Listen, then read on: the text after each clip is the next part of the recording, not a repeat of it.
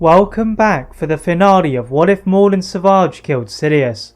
Thank you for your support on the other parts of this What If, and be sure to click that subscribe button if you haven't already. If you haven't seen the other parts, the links will be in the description below. Landing in the murky and swamp-covered land, Anakin loses Maul in the mist. The Jedi Knight tries to contact the Jedi Council and any of his 501st troopers, but his calls are met with silence.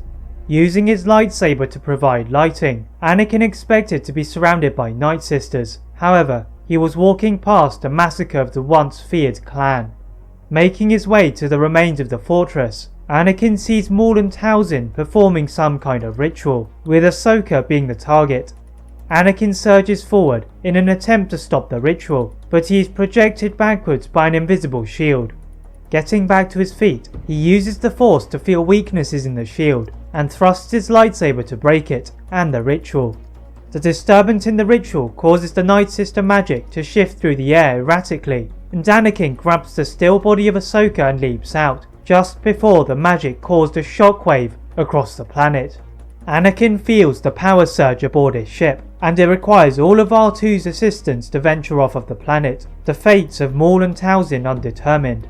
Going to their mission on Cato Near Moidia, Ahsoka is placed in the hands of the clone medics, and Anakin now chooses to listen to the Jedi Council.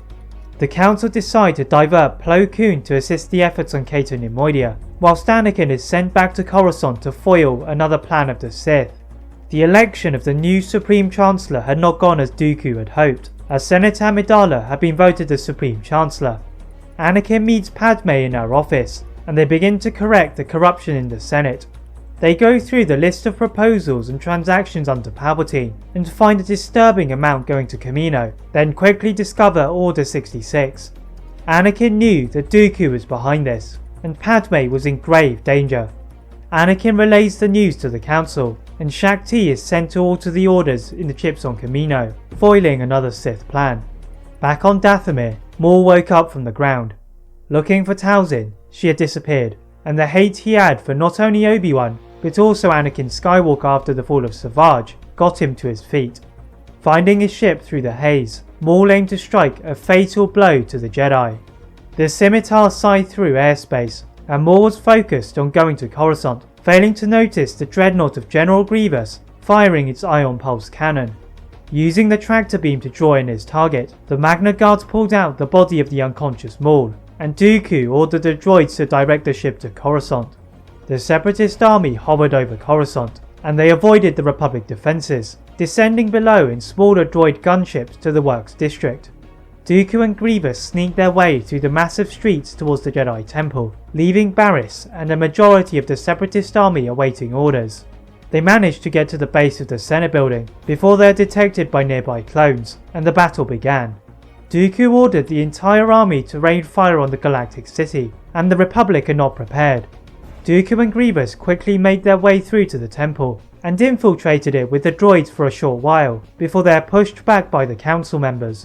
General Windu helps to organise the troopers, and Anakin and Obi-Wan defend the perimeter of the temple.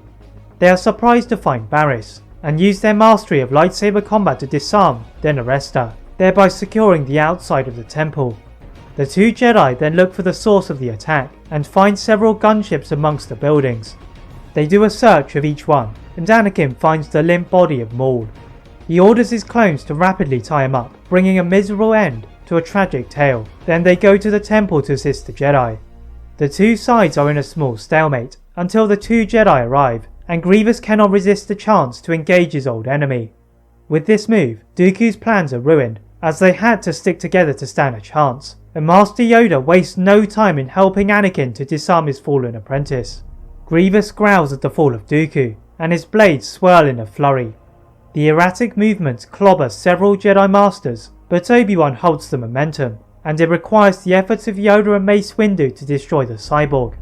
Anakin and Obi-Wan run to the Halls of Healing, and Ahsoka had recovered from her dark side adventures. For the Jedi, they were grateful that the Zabraks had made their path a lot easier. That is it for What If Maul and Savage Killed Sidious.